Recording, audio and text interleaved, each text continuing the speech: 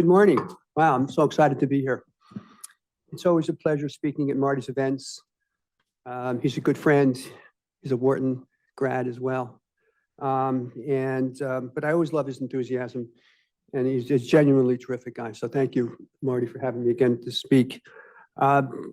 When Marty asked me to speak, I tried to think about what I wanted to talk about, and I just said, you know, Marty, let's just say a new dawn for real estate. And I went on my way, you know, doing my normal things, and people started saying, I saw some guys who had gotten the invitation, some women, and they said, boy, that's a pretty ambitious topic. I mean, you know, I'm really looking forward to hearing you talk. And as I started hearing more and more people say this, I'm sitting here saying, geez, maybe I set the bar too high today. You know, I could have said real estate's going to look so-so, or who knows what's going to happen in real estate, you know, and then maybe I could exceed your expectations today. And actually, I'm kind of, in some regard, wish I was sitting in the audience hearing what I'm going to say, because, you know, I'd like to be the observer of this, because I'm not sure how it's all going to come out. If I did sit in the audience, I'd raise my hand right away and say, Mr. Lewis, you seem like a smart guy, and you're surely a handsome devil. But really, what qualifies you to talk about this? And I'd say, first of all, thank you for your unbiased compliment. I'm happy to talk about this. I will explain to you why I think I have some perspective. But no more questions, please, from you. You know too much. So we can go to the next slide, Marty. I didn't plan 37 years ago when I left Wall Street to have the career I have. I guess none of us do. But some shape or form now, it looks like, as I look back at our body of work, we've been able to kind of peer ahead of others in taking investment decisions and going after strategies. And again, I would like to say that this was something that was thoroughly planned when I started my career. I mean, others would say that, because now, you know, the evidence is here, but it wasn't that case. I think maybe part of it is curiosity. I think a lot of it's just I get bored quickly, which is not a great business strategy. And some, maybe there's this modicum of intelligence you know, that went into this. But over the course of our career, some of the steps we took were relevant to the times that we were in. And some of them actually were about what I saw as major secular changes. So again, I don't want to spend a lot of time on this today, but we were early in the self-storage business, in aggregating enough properties to have institutional sales. The biggest issue in 2000, roughly, was the business was still not really institutional. And the major issue was that the asset sizes are so small that institutions couldn't play. So we were fortunate enough to aggregate a portfolio. We owned most of the storage in the Hamptons, for example, and we sold that to a REIT. We then went on and bought something from GE, which is a portfolio around New York City. We sold that to a life insurance company. And we were kind of one of the pioneers in kind of institutional sales. Another situation that we took advantage of was right after the crisis, was buying multifamily in the Southeast, value add stuff, which today everyone's doing. But at the time, they were trading, let's say, 7 caps, and the market was around 3% for debt. So we were double digit on our cash on cash. The biggest problem was finding equity that believed that story at that time, which we were able to do. But that was really more just looking at where we were in the cycle versus saying, oh my God, multifamily is incredible. Generally speaking, my belief was that multi would lead you out of a recession for obvious reasons. So we were fortunate in being able to take a nice run there with multifamily. I think our biggest decision, though, came probably in 2017 when we pivoted into industrial. This was obviously way before COVID. And we saw the writing on the wall with e-commerce and felt this was an area that was just going to get bigger. This was a major change. And one of the things I think about in our business now is what are unstoppable trends? Things that and e-commerce we knew at the time was not going to change and only get better. So we sold a lot of our multi, probably too early. We've been known to do that. And but we made some money and moved into industrial. One of the things I'm going to talk about today is going to be our new endeavor, which is Wharton Digital Ventures, and we'll talk about that as we get going. So I have one word that's going to describe what we're going to talk about today. And Marty, you can go and define what that word is. Joy? Go ahead. It's data. So we are at the dawn of a new era. Now, look, data's been around. This word data means a lot of things, AI and all this. AI has been around for 20 years. But we really are kind of crossing a threshold. And how ironic is it? And I thank Tim Cook for this, that yesterday, Apple introduced their new iPhone, and the iPhone has AI on it now. He's using AI, right? Think about this now. Probably the biggest consumer products company in the world, surely the highest technology company, coming out yesterday with a phone that has artificial intelligence on it. We're going to look back in years from now when all the phones have them, everything has them, and we'll remember that this was the point that we went and changed, right? Before this, iPhones were regular phones. I mean, they're still fantastic devices, but the point of the matter is, it really is a new dawn, and we're sitting at it right now. This is not like 40 years from now. And for me, when I look at this, I say, thank God, that this didn't happen when I'm 90, because we have a chance, or at least I'll have a chance to participate in this exciting time. Okay, Marty. So, look, I'm not a technology guy.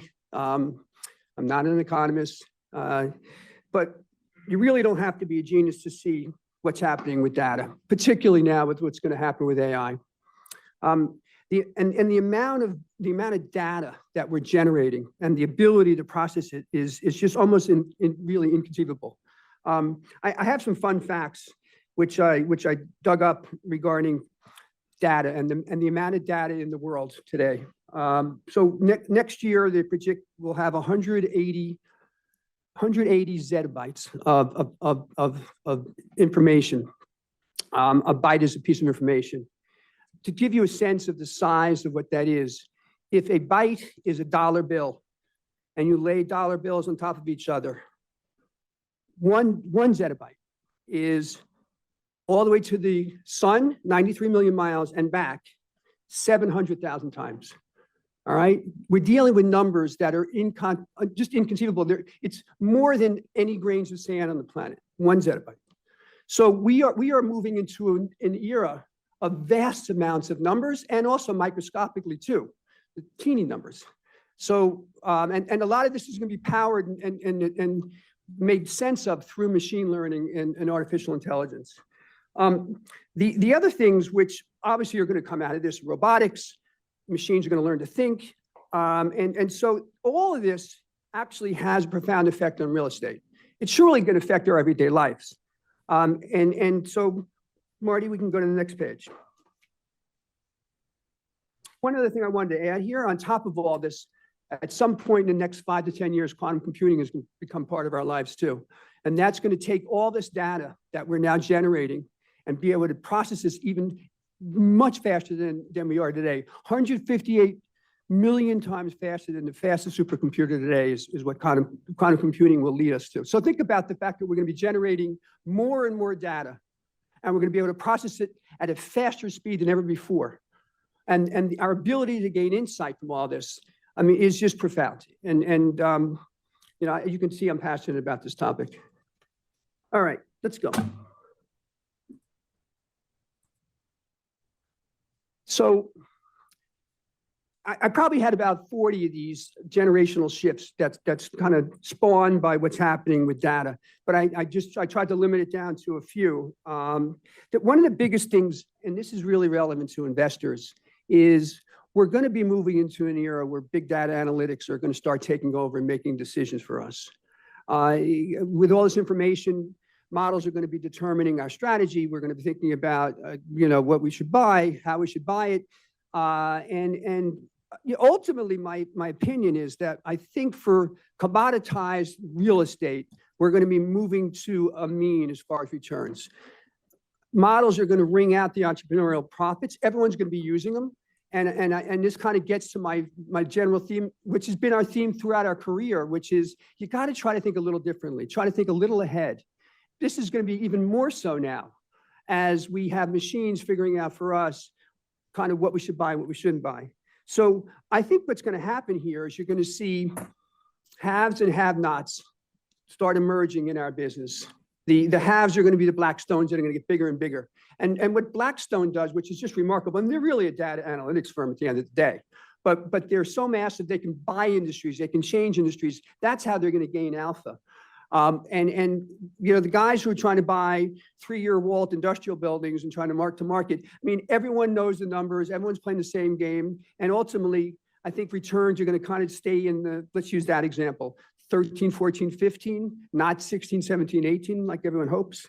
And you're going to become a manager of assets. So I think that what's going to happen here is you're going to see capital start thinking about trying to take positions in the GP with sponsors so they can gain a little bit more edge. I think you're going to see a disintermediation of the middle market private equity firms when capital says, I don't need to pay a double promote. There's going to be, I think also, and this gets to one of the topics, you're going to see more and more of an interest in spreading your wings beyond real estate. Take a look at what Related did last week. They made an investment in a firm called Applied Digital, for example, which is a data center company. We actually, Wharton itself has made an investment in a company called Fabric, which is a robotics company that automates last mile facilities around cities called micro fulfillment centers. And so I think you're going to start seeing more and more of this. And this actually gets into a little bit, which I'll talk about later, which is my vision for Wharton Digital Ventures. The other things that's going to come from all this, and again, we'll delve into this deeper, is people are going to live longer. So I think the biggest impact potentially of what's going to happen with AI is going to be drug discovery and the ability for us to really understand what's happening inside our bodies. I mean, it's ripe for modeling, and the speed upon which we're going to do this, and the ability to think about pathways is remarkable. So what that means, what is that going to mean for real estate? And we'll touch on this if people live longer. The other thing that I think we're still figuring out this experiment, which is called social media. You know, today now they're talking about in schools not allowing phones in classes. I mean, we're trying to deal with this beast, good and bad, right? And it's shaping the way we're thinking.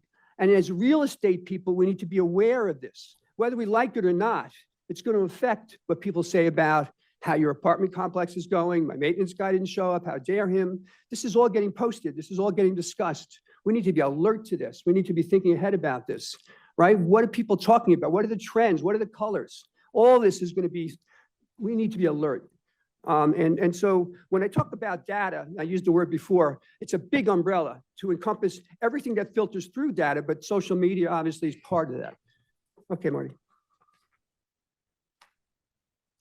So I'm going to really try to fly through this because it's a lot to cover. This alone is probably a full semester at a college as to what the effects are going to be on real estate. But clearly, I think one of the exciting places that will be spawned from this is going to be life sciences. As I mentioned before, drug discovery is going to be proliferating in a remarkable pace. This is going to need lab space, I think manufacturing space. I disregard things when we look at news today about some medical office buildings being overbuilt, et cetera. This is short-term noise. You know, when we think about investing, we try to peer through that and really think about what the future is going to be. There's no question in my mind that lab space and manufacturing are going to be big pushes. Residential is obviously, you know, still a great field. Build to rent's here to stay. We're in the, I'll call it the Uberization of society, where we're not going to really own a lot of things. This is the generation that's coming up. It may not be us or, you know, those of us in the room today, but in the future, I think you're going to see more and more people lease and not own. And it's just the way society is going to be. I mean, there's always going to be that feeling I should own a house. I get it, but I don't think that's going to be mainstream thought.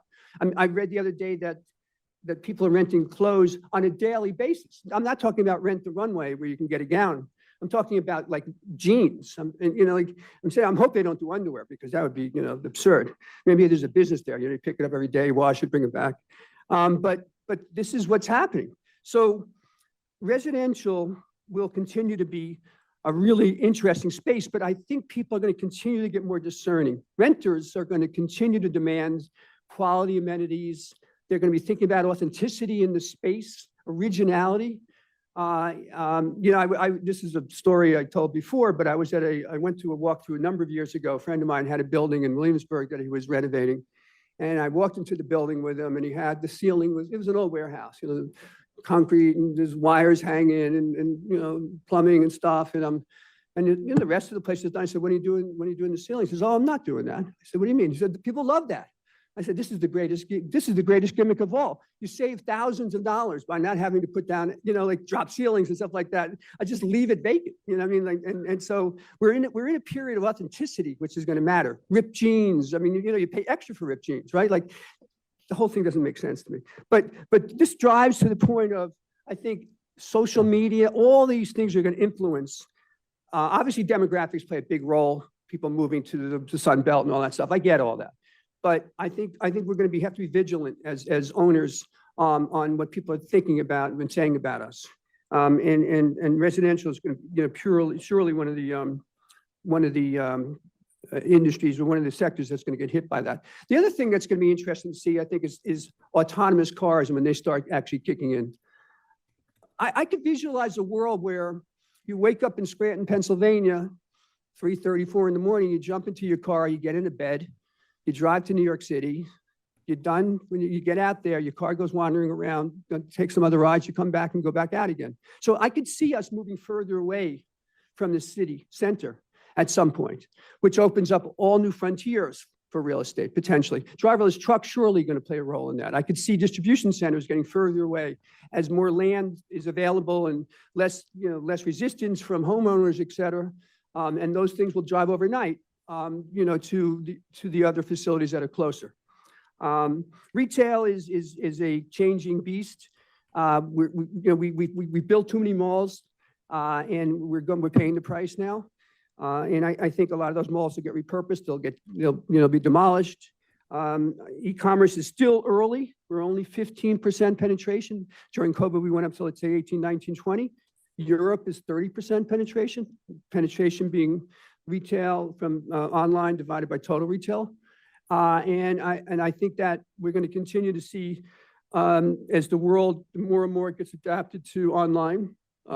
Kids today, parents post on their baby registry, iPhones are now on the list. So like the kids get them when they're born, like they're in the cribs with them. So this new generation that's coming is only going to know the phone. And again, let's layer in artificial intelligence and all those things that device is going to bring. It's going to be tethered to as it is today already, it's going to become more so. So I think it's going to be really important. And when we think about retail, strip centers, I think will do well. Necessity-based strips inside next big populations. And I think that you're going to see malls turn into entertainment. That's going to drive traffic. This is going to have to be really thought through, but we're at the early stages of this. Hospitality is still a fascinating field. I always loved hospitality. People are going to continue to want to have more time, leisure time. I love what Sternlicht's doing. He has a new product out there called Field and Stream, where you're driving up and you're kind of by, let's say, national parks, and you're kind of taking your lifestyle and fishing and hunting and kind of it's being embraced by the hotel. They have hookups for trailers.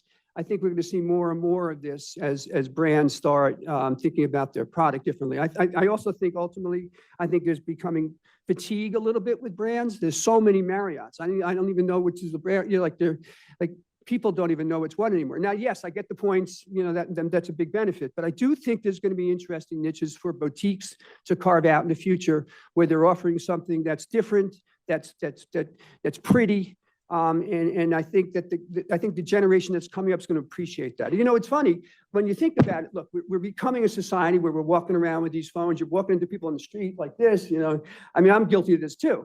But yet we still want to be with people, right? It's not like it's like movie theaters, right? Who thought movie theaters? Now they're having their tough times, but I do think they'll come back. But like we still want to be together. So we're in this interesting phase where we're tied to our phones, but yet we're still people. Right. Marty, next.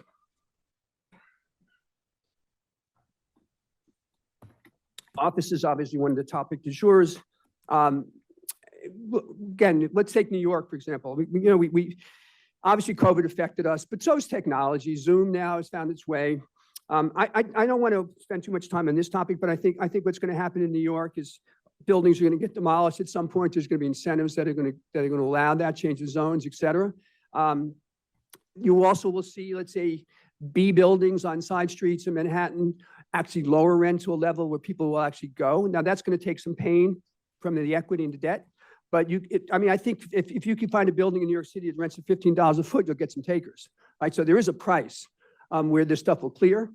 And so we're going to go through this kind of transformation over the next, it's going to take years because you're going to need to get parties to move off, and that's government and also private sector. But I am hopeful. And I do think actually in the cities, you're going to see more and more creative mixed use projects. People want to live in the cities. New York's a good example of that. Most of the young generation, this is where they want to come on the East Coast. And so I don't think that's going to change. And you may see life again in cities like San Francisco as maybe administration changes and other things come into play. So I still have confidence in the major cities. Senior housing is going to be a really interesting area. As I mentioned before, people are living longer. 80 is the new 60. At least that's what you say as you get older.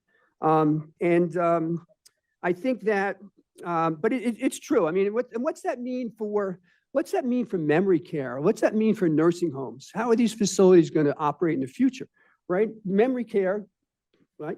Maybe will become a thing of the past or surely prolonged, ameliorated. And so the implications for real estate in that regard are going to be very interesting. Student housing is fascinating. I like the graduate student base. I think we're going to see more and more people stay around universities, particularly those with healthcare systems and engineering. It's going to be a place where it's going to be an innovation hub in the future. So I think that we should be thinking about grad students. Also, we got to be careful about small colleges. I think you're going to see colleges start dying out over time, and the big universities are going to be the winners. You just got to be careful about that. I think student housing is getting a little too frothy. So anyway, all right. So let's go to the next page. That was my 5 minutes on the real estate. Some of the real estate. The two, but you'll notice that we left out two important assets. Marty, you can go. And this is what Wharton's focused on right now. The two assets which I think are going to be most affected by the digital era, industrial and obviously data centers. I don't think I've seen anything in my life, I know I haven't, that is happening before our eyes like what's happening with data centers. Industrial too. Now industrial is taking on a different form. It's getting benefits from government dollars. There are macro events such as onshoring that are affecting. Robots are going to start coming into play. Automation is going to come into play. Chip manufacturing, all these EV, electric vehicles, all of them affect industrial. There's going to be these nodes that are going to be set up. So let's assume there's an EV plant being built in South Carolina. You're going to start seeing smaller industrial buildings being built around there from suppliers, like manufacturers. So it's going to be 150,000 square foot buildings with chopped up into 30,000 square foot spaces. So the game is going to change. Last mile is still going to be a very big factor in industrial. Again, e-commerce is here to stay and getting goods as fast as you hang up the phone and it's there in 2 minutes. I mean, I get toothbrushes in 15 minutes. I don't need it in 15 minutes, but I can get it. But now that I get it, I'm annoyed if it's 20, right? So like, we're not going backwards as far as the speed of delivery. Data centers is a whole freak show. I mean, what's going on right now, and everyone's worried, is it real? Is it not real? Is NVIDIA going to go to 4 billion? Is it trillion?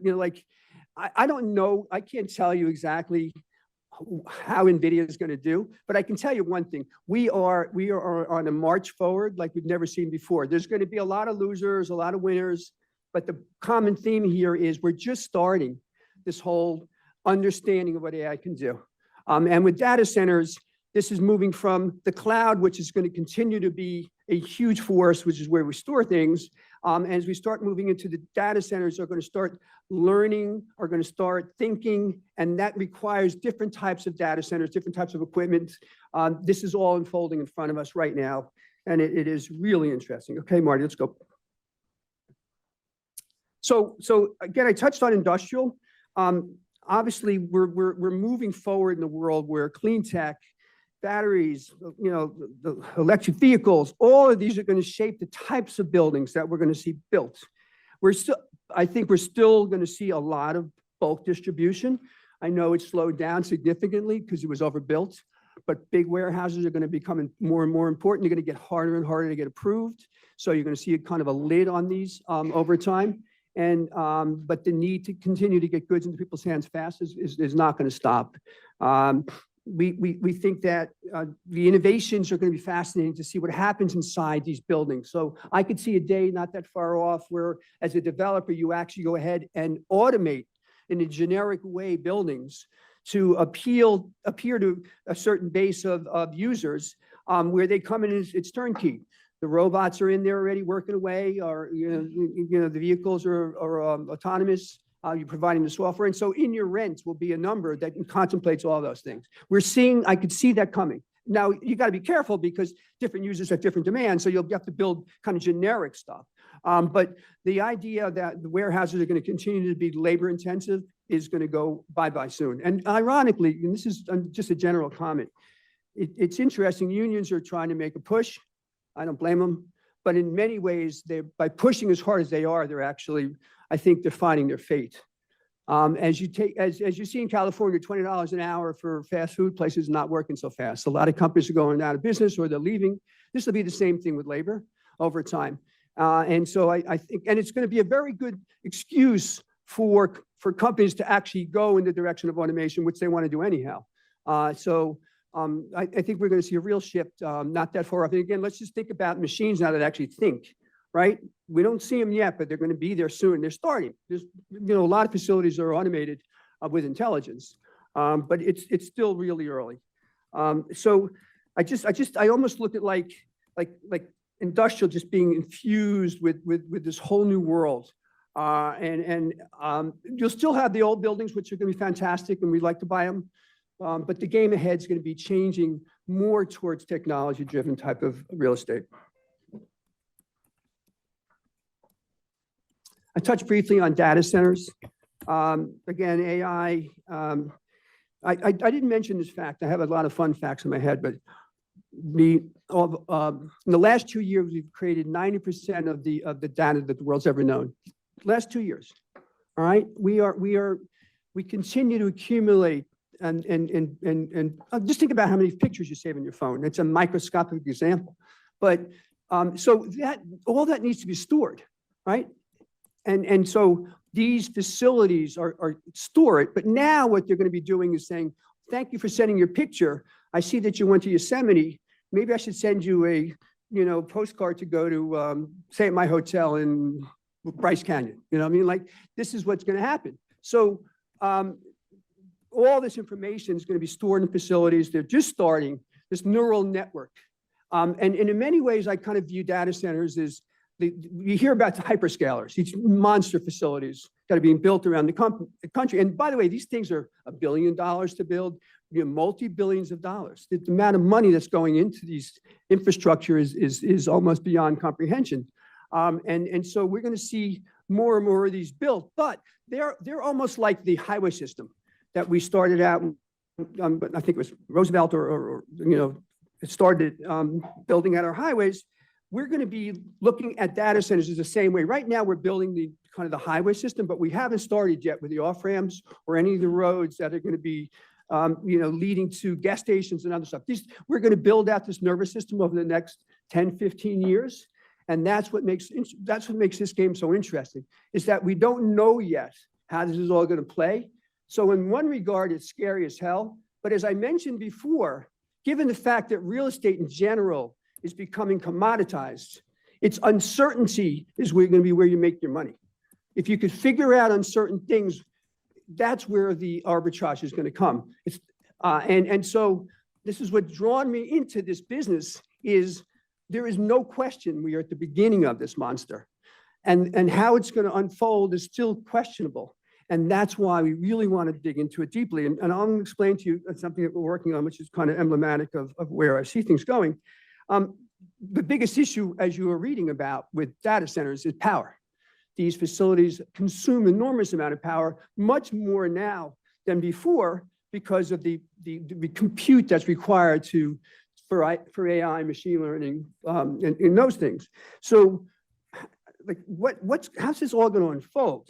there's too much demand and there's not enough supply. We have issues with the grid. As you're reading about again, some markets have no energy. Remember, they still got to take care of the people who live there, right? It's not all about data centers. So we're gonna have to see new types of power being created. You can't be 5-7 years out before you can deliver power. First of all, Google's and those guys won't accept it. So we're gonna see a new generation of power plants that are gonna be built, spurred by private capital, which is gonna speed things along versus the public sector. Where this is something called behind the meter, which is where power will be generated on the site by a private company that will power data centers. And there'll be cooperation between public and private where that power may actually get sold to the grid over time. This is all happening as we're speaking. Yeah. So one ChatGPT query demands 6 times the energy of a Google search query.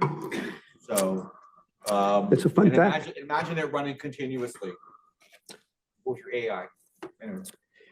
So I think there's going to be very interesting opportunities with repositioning older facilities. There's issues with taking older data centers and bringing them into the modern age. But there is an interesting play there. Also taking older real estate, potentially industrial buildings, et cetera. There's power-rich facilities that were built. Maybe they were a credit card processing facility or others that actually have power in them or heavy floor loads or the kind of things you need. So I think we're going to see interesting play around that. Yes, you had a question? Actually, I was listening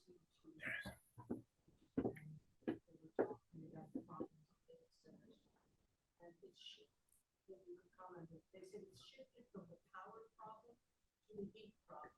To the heat? Heat is the bigger problem than the power. Incredible breakthroughs in using AI for cooling, coming up with cooling solutions. Right. You don't even understand yet. Right. Yeah. Yeah, no, look, obviously they generate tremendous heat. Water's been is an important part of helping cool these systems. That's not, there's issues, first of all, with water. Let's take Arizona, for example. So there are different things that companies are working on, electricity to kind of figure out a way to cool things. And I think that's a big issue, but I don't think it's as big an issue as power. I disagree with that, only because power, generally speaking, you're dealing with public utility companies, and they're just impossible. They don't think ahead. They have all the constraints. So I'll trust the private sector to figure out that problem. The stakes are too high. AI will ultimately, ironically, it will figure this out too. And it's a good observation. Isn't that ironic that here we are creating these facilities that are AI driven, and they're going to figure out how to do their own job so that their home is more comfortable for them. You got about 15 minutes left. Okay. I'm gonna let you judge how you want to use Okay, it. thank you. I'd like to ask you a question. How do you correlate or bridge the gap between the mindset that you're describing for the future, required for the future, and the mindset that attacks Ukraine, sticks babies in ovens to kill them, and is electing a management team to manage the biggest corporation in the world, the United States government? How do you see the correlation there in bridging the mindset? I'm not sure I understand the question. I think let's table that one next.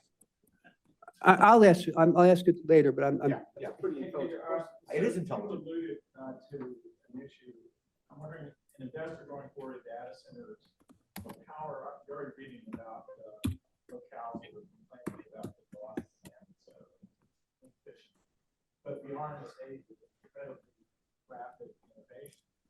So how do you address the obsolescence risk that probably we're stepping into the demand for innovation? you talk about in data centers? Yeah, look, you got to be thinking about future proofing. There are divisions inside companies like Google and others that are actually thinking out 5-10 years. They're talking to NVIDIA about the chips they have coming 5 years from now. They're thinking about the different cooling systems. They're thinking about how high the buildings have to be. Can they go high, low? Like, this is being thought through. It doesn't mean they're going to be right. And think about at stake here is billions of dollars. I think obsolescence is a real risk. I think what's going to happen is they're going to be smaller firms that don't have the ability to have that kind of staff are going to have to use consultants to help them figure this out. But it is going to change. And not only that, and we'll talk about this quickly, but the types of, where the data centers are located and the types of data centers are also evolving now. And I'm going to touch on that in a second. Was another question here or no? Yeah. And then I want to get back to this. I got some more to finish. You know, let's do this. Let's save the questions to the end. 'Cause I want to get through this. You know, about only 1 or 2 more pages, right? Yeah. Yeah, so why don't we do the pages? Okay, all right. So let me just tell you about our entities that are actually involved in these two spaces. So I have a firm, platform called Wharton Industrial. Marty, you can take us there. Yep. So go ahead. This is a firm that we started in 2017. We were fortunate in our timing. We started building big boxes. We leased them to Amazon and Phyllis Van Heusen and others. We wound up selling most of those properties. We moved into last mile properties. Today, we have a bunch of properties that we're either completing or that we own. Over time, we've been fortunate, give or take 9 million square feet of properties either in planning or we built or we sold and our business is continuing to thrive. It's surely been a slower period of time the last couple of years as we've been very careful about what we're buying. I think that's a little blip in the radar as rates in the world start stabilizing after the elections. But again, nothing stopping industrial. Sometimes macro events overtake the kind of the inherent benefits of a real estate asset class. But over time, you have to believe in those asset classes, or else you might as well not be investing in any of these. Go ahead, Marty. Yep. So as a firm, generally speaking, right now, we're still very interested. We like smaller properties today. We think that they're an interesting place to play. There is a world of tenants that are changing. A lot of companies are moving towards e-commerce, still not there yet. Think about that. So there's a world of I think that's going to be developed that's emerging. And smaller properties up to, let's say, 150,000 feet, maybe 250,000 feet. We're seeing multi-tenant buildings become really important. They're finding there's more efficiency that's being gained in these spaces. They're going to be powered more. Love last mile, we talked about that before. Cold storage is it's something you're hearing more and more about that has a lot to do with what's going on with e-commerce. Also the move inside our psyches today about having organic food and things like that, though all portend well for cold storage, which is the infrastructure for cold storage is ancient, generally speaking. I mean, you go to Miami, the buildings from 1970s, they have an ice cube in the corner, blowing some cold, some air on it, and that's your cooling. Multi-dimension, bulk distribution, healthcare. There's going to be needs for storing goods, storing supplies, particularly. Again, I think there's concerns about reliance on abroad, which happened during COVID. You could see that we had issues with getting materials and supplies. We love sale leasebacks right now. We think it's an interesting place. Companies try to get money for their assets that are sitting in the balance sheet and rather deploy them in other stuff. I think technology is going to be something these companies want to spend money on, and they're looking at, do I own this real estate or should I invest in AI? And I think that's going to change, and so you're going to see those buildings get sold. And another area which is really emerging, which is fascinating, is reverse logistics. Over 25% of all clothing is returned. Think about what happens to that. Where's it go, right? There are facilities that are set up for this. We actually own one up in Connecticut that Macy's has. I'm sure my wife's stuff up there somewhere, and mine too. Okay, next. This is a good example of one thing that we did not that long ago. I say old world to e-commerce. This was a subway repair facility that we bought in South Philly, 280,000-foot building. It was a building where trains used to come in, subways used to come in, get repaired, and they go out the other end. You could see kind of the doors on that, like the lower corner. Those trains would go in there, they go down the building, and they come out the other side fixed. When we saw this building, it was in terrible shape. The company that had the contract for SEPTA terminated it, so it was sitting there fallow for a couple of years, or pigeons in the rafters, windows broken. But what we observed was it was sitting on top of 2 major highways, next to the airport, next to a major port, and next to 6 million people. And when I saw the building, all the local guys passed on, and I said, we're buying this thing. And we wound up buying it. I convinced Wharton Street to give us some money, which was not an easy task because there's no comps for this kind of property. And we got renovated it, put a bunch of money into it, and we were fortunate that Amazon took it for a last mile facility, which is what I didn't plan it that way, but obviously it turned out to be good. But this is a good example of what kind of repurposing and taking old buildings and kind of applying them to the new world we're going into. Okay, Marty, next.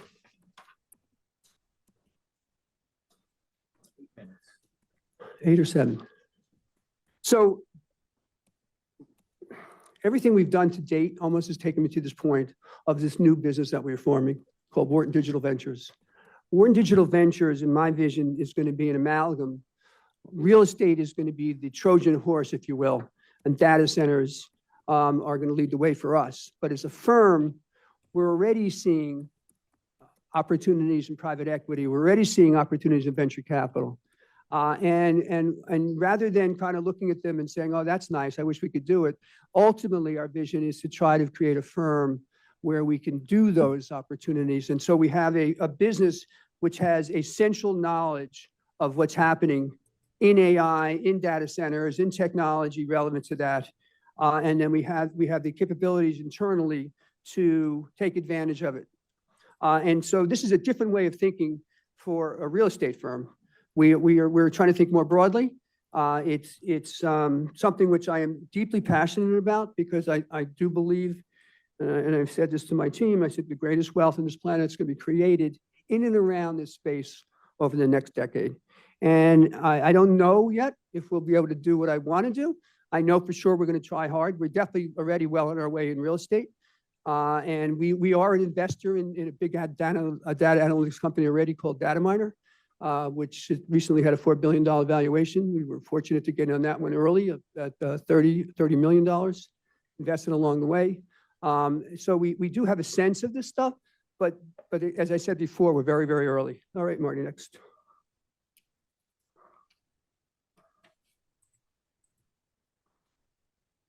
With respect to data centers, right now for us, the game we're playing is buying land and trying to get them powered, approved, and then we'll sell them, joint venture them. And if we get a tenant, we'll build them. And we're working on something right now along those lines. We happen to like emerging markets in the Carolinas. They haven't been necessarily in the forefront. You read about Northern Virginia, Chicago, Silicon Valley. These are the places that all the big guys have been going. But the problem is they're running out of power, and also they're dominated by the Amazons and Googles and Microsoft. You can't compete against these guys. So, and as we start getting into this world, more and more users are going to require AI, and you're going to see more enterprises. Businesses want their own facilities. Universities, they want them near their universities. So data is going to become distributed, and these smaller data centers are going to emerge. We're really focusing on those kind of properties. We like big ones. I mean, we're in discussions on 100 acres down in Charlotte, which would be, let's say, 100 to 300 megawatts, which is a very, very big campus. But today, Charleston is not a place that people actually think about when they think about data centers. We're also talking about the idea of what's something called behind the meter. I mentioned it before. We're working on a project right now in southern Utah, which would be a gas turbine plant. It's a very, very big property. We're working in conjunction with a local partner there where we build a gas turbine facility to power the data center. This is a potential data center of 1.6 gigawatts, which is a monstrous property. But the utility company is not there. And the only way to do this project would be for us to create our own power. Okay, Marty, let's go to the next. And this is the last slide. I mentioned before, this is a prototypical situation that we're involved in right now. This is a property that we're in contract on in Cincinnati, just north of Cincinnati. We love this deal, 30 acres. It's owned by a municipality. What's fascinating about it, the municipality actually owns the utility company. So, and 60% of their power is generated by hydro, which is fantastic. I mean, clean today is if you can combine clean into your mix, it's a really big benefit, for potential users.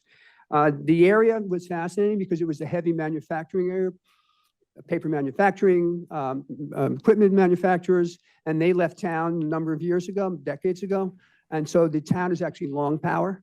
They want to sell power. And so They not only own the land, they own the power company. So we're going to be able to, they'll make money from selling us the land. They'll make money from selling us the power. They'll make money on the ratables of when the building is up. So this is a situation where you're actually working in a municipality that actually wants you, which is not that normal. And you have power. And they have very strong incentives. We are actually in conversations, although it's early, with the user to take the whole property. We're hopeful That was a mistake, I think. Okay. I think that's the end of that. Any We got questions? time for a question or two. I was going to ask myself a question. You mentioned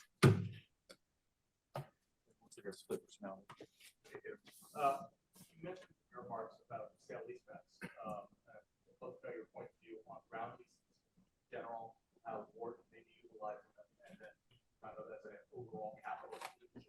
Yeah, it should have been Dear Kathy, but I've always it's addressed to shied away Kathy from it. Brennan. Someone's got to be. Oh, sorry.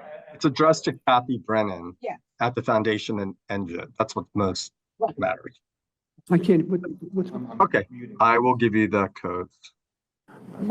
sorry. Here's the problem. I like ground leases. I think they're an interesting way to finance transactions. The issue I always worry about is what's going to happen on my exit. How much do people think about a ground lease in Arizona? Huh? Yeah. Like, I mean, New York City, it's standard. Is it standard in Mesa, Arizona? I don't know. You know what I mean?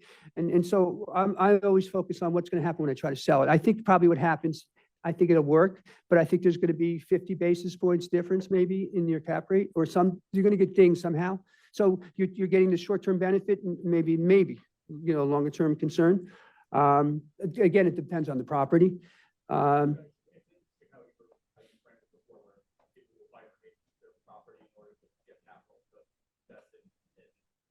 That's a good way to do it. It's a good way to do it. Last question. Interesting. Last question. Somebody have their hands up? Sure. That's 100 or 1,000 times more efficient. I'm sorry, say that one more time. If quantum compute is 1,000 times more efficient, doesn't it mean that data center capacity required goes down by 1,000 times? I'm not sure what efficient means. I mean, these are complex machines that today don't work yet. I mean, there's all sorts of issues with quantum computing. Actually, it's very interesting. I was watching Jeff Blau speak on TV yesterday from Related, and he was talking about how they're building a facility in the Midwest, and affixed to it's going to be a quantum computing plant. So they're actually already thinking about merging these two together. I don't know, I'm not smart enough to really know what the implications are yet of what that means for data centers.